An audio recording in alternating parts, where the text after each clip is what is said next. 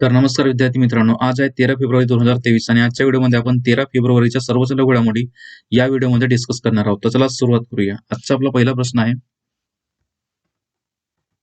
कोणत्या राज्यामध्ये लिथियमचा शोध लागलेला आहे? तर अलीकडे जम्मू काश्मीर या राज्यामध्ये लिथियमचा शोध लागलेला आहे. खाण मंत्रालयाच्या गोष्टीनुसार गुरुवारी 9 फेब्रुवारी 2023 रोजी भारतात प्रथमच जम्मू काश्मीर मधील सलाल हेमाना या भागात 5.9 दशलक्ष टन लिथियमचा साठा सापडलेला आहे. याचा शोध भारतीय भूगर्भीय सर्वेक्षणाने शोधून काढला. याचा उपयोग इलेक्ट्रिक गाड्यांमध्ये, बॅटरी, त्यानंतर लॅपटॉपमध्ये सुद्धा यांचा वापर करण्यात येतो. जगातील सर्वात मोठे लिथियमचे साठे हे बोलिव्हियामध्ये आहेत. तसेच लिथियम आयन सामुग्री हे भारत चीनकडून जवळपास 80% आयात करतो. तसेच लिथियमला पांढरे सोने देखील असे म्हटले जाते.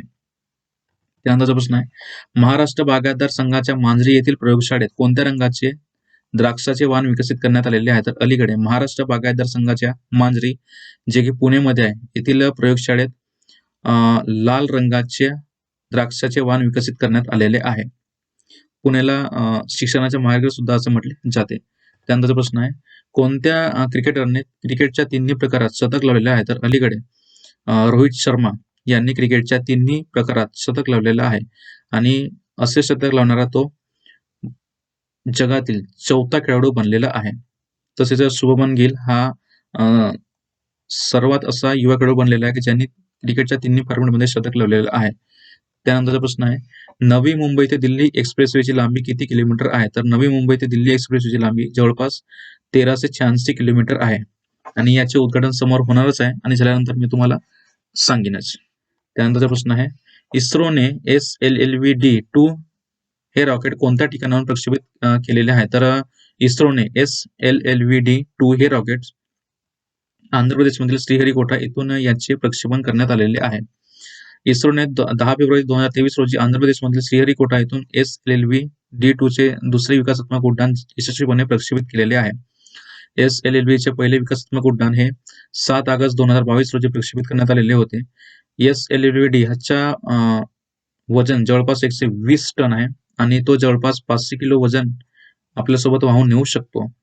जानस-1 हा 10.2 किलो वजनाचा उपग्रह आहे जो इस्रोने याचा डायग्राम तयार केलेला होता. हा उपक्रम तंत्रज्ञान प्रात्यक्षिक स्मार्ट सॅटेलाइट मिशन अँटारिस यांच्यावर आधारित आहे. हा 8.7 वजनाचा उपग्रह आजादी-सॅट-2 हा स्पाइस किड्स इंडिया चेन्नईद्वारे 750 विद्यार्थ्यांनी तयार केलेला आहे आणि याचा उपयोग पृथ्वी निरीक्षणासाठी करण्यात येईल. इस्रोचा जर विचार केला तर इंडियन स्पेस रिसर्च ऑर्गनायझेशन याची स्थापना झाली होती 1969 साली. हेडक्वार्टर आहे बँगलोर आणि याचे अध्यक्ष आहेत S सोमनाथन. त्यानंतरचा प्रश्न आहे, परकीय गुंतवणूकदारांना आकर्षित करण्यामध्ये भारताचे एकमेव कोणते शहर टॉप 10 मध्ये आहे? तर परकीय गुंतवणूकदारांना आकर्षित करण्यामध्ये भारताचे एकमेव शहर जे की महाराष्ट्राची राजधानी मुंबई हे शहर टॉप 10 मध्ये आहे. तर पहिल्या क्रमांकावर आहे जपानची जी राजधानी टोकियो ही पहिल्या क्रमांकावर आहे आणि त्यामध्ये टॉप 10 मध्येच मुंबईचा सुद्धा समावेश करण्यात आलेला आहे. त्यानंतरचा प्रश्न आहे, देशात टोल वसुलीमध्ये कोणते राज्य पहिल्या क्रमांकावर आहे? तर देशात टोल वसुलीमध्ये उत्तर प्रदेश हे पहिल्या क्रमांकावर आहे तर महाराष्ट्र हे 4थ्या क्रमांकावर आहे. ठीक आहे. उत्तर प्रदेशचा जर विचार केला तर जी राजधानी आहे लखनौ, जे की गोमती नदीच्या किनाऱ्यावर वसलेली आहे. मुख्यमंत्री आहेत योगी आदित्यनाथ, राज्यपाल आहेत आनंदीबेन पटेल. प्रमुख नॅशनल पार्क आहेत Dudhwa national park, Katarnika wildlife sanctuary आणि पिलीभीत टायगर रिझर्व. तसेच उत्तर प्रदेशमधील अलीगडचे नाव हरिगड असे करण्यात आलेले आहे. झाशी राणी रेल्वे स्टेशनचे नाव बदलून राणी लक्ष्मीबाई रेल्वे स्टेशन असे करण्यात आलेले आहे. तसेच एका विश्वविद्यालयाचे नाव बदलून महासकांबरा देवी विश्वविद्यालय असे ठेवण्यात आलेले आहे. त्यानंतर प्रश्न आहे, एलिना फानचिनी यांचे 37व्या वर्षी निधन झाले ते कोणत्या खेळाशी संबंधित होते? तर एलिना फानचिनी यांचे 37व्या वर्षी निधन झाले ते अल्पाईन स्की रेसर या खेळाशी संबंधित होते. तर अल्पाईन स्की रेसर म्हणजे हा खेळ जम्मू काश्मीरमध्ये खेळण्यात येतो. म्हणजेच हा खेळ एका पहाडी क्षेत्रामध्ये खेळण्यात येतो जिथे बर्फ वगैरे असेल. तिथे ही रेस लावली जाते. यालाच अल्पाईन स्की रेसर असे म्हटले जाते. ठीक आहे. त्यानंतरचा प्रश्न आहे, कोणत्या खेळ मंत्र्याने फॉर्म्युला ई चॅम्पियनशिपला हिरवी झेंडी दाखवलेली आहे? तर अलीकडे अनुराग ठाकूर यांनी, जे की केंद्रीय खेळ मंत्री आहेत, यांनी फॉर्म्युला ई चॅम्पियनशिपला हिरवी झेंडी दाखवलेली आहे. तर फॉर्म्युला ई चॅम्पियनशिप ही तेलंगणाची जी राजधानी आहे हैदराबाद या ठिकाणी यांचे पहिल्यांदा आयोजन करण्यात आलेले आहे. याचे उद्घाटन अलीकडे फॉर्म्युला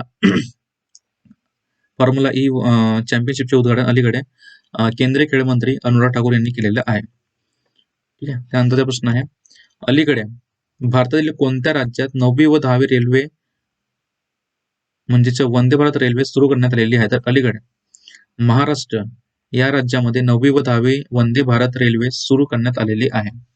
छत्रपती शिवाजी महाराज टर्मिनसहून सुटणाऱ्या सायनगर सिटी आणि सोलापूर या 2 वंदे भारत गाड्यांचे उद्घाटन अलीकडे पंतप्रधान नरेंद्र मोदी यांच्या हस्ते करण्यात आलेले आहे.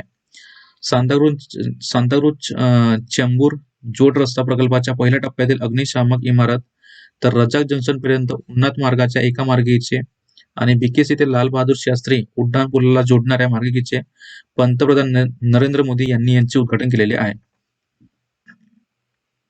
स्वातंत्र्याच्या अमृत महोत्सवानिमित्त पंतप्रधान नरेंद्र मोदी यांनी एकूण 75 वंदे भारत रेल लॉन्च करण्याची घोषणा केलेली आहे. पहिली वंदे भारत रेल्वे ही दिल्ली ते वाराणसी पर्यंत चालवण्यात आलेली होती. 2023 अखेरपर्यंत अशा एकूण 75 रेल्वे देशभर चालवण्यात येणार आहेत. या गाडीमध्ये 16 डबे असून 1128 प्रवासी बसू शकतात. त्यानंतरचा प्रश्न आहे, कोणत्या व्यक्तीने विक्ट्री सिटी नावाची कादंबरी लिहिलेली आहे? तर अलीकडे सलमान रुश्दी, जे की बुकर पुरस्काराचे मानकरी आहेत, यांनी विक्ट्री सिटी नावाची कादंबरी लिहिलेली आहे. अन्य ऑप्शनचा जर विचार केला तर स्मृती इराणी यांनी लाल सलाम नावाची आपली कादंबरी लिहिलेली आहे. तसेच शशी थरूर यांनी द ऍक्सिडेंटल प्राईम मिनिस्टर नावाची पुस्तक लिहिलेली आहे. तसेच रघुराम राजन यांनी द थर्ड पिल्लर नावाची पुस्तक लिहिलेली आहे. ठीक आहे. त्यानंतर रस्किन बॉन्ड यांनी how to become a writer नावाची पुस्तक लिहिलेली आहे. हे होते आजचे दुसरे महत्वाचे प्रश्न. कालचे मी तुम्हाला प्रश्न विचारला होता की कोणत्या राज्यामध्ये आशियातील सर्वात मोठा हेलिकॉप्टर कारखाना सुरू करण्यात आलेला आहे? तर याचा राईट आन्सर होता कर्नाटक. आज तुमच्यासाठी प्रश्न आहे, कोणत्या राज्याने पुदुमाई पेरणी योजना भाग 2 सुरू केलेला आहे? तर याचा राईट आन्सर तुम्हाला कमेंट बॉक्समध्ये द्यायचा आहे. व्हिडिओ जर आवडला असेल तर लाईक करा, शेअर करा आणि सबस्क्राईब करायला विसरू नका. आजच्यासाठी एवढंच. खूप खूप धन्यवाद.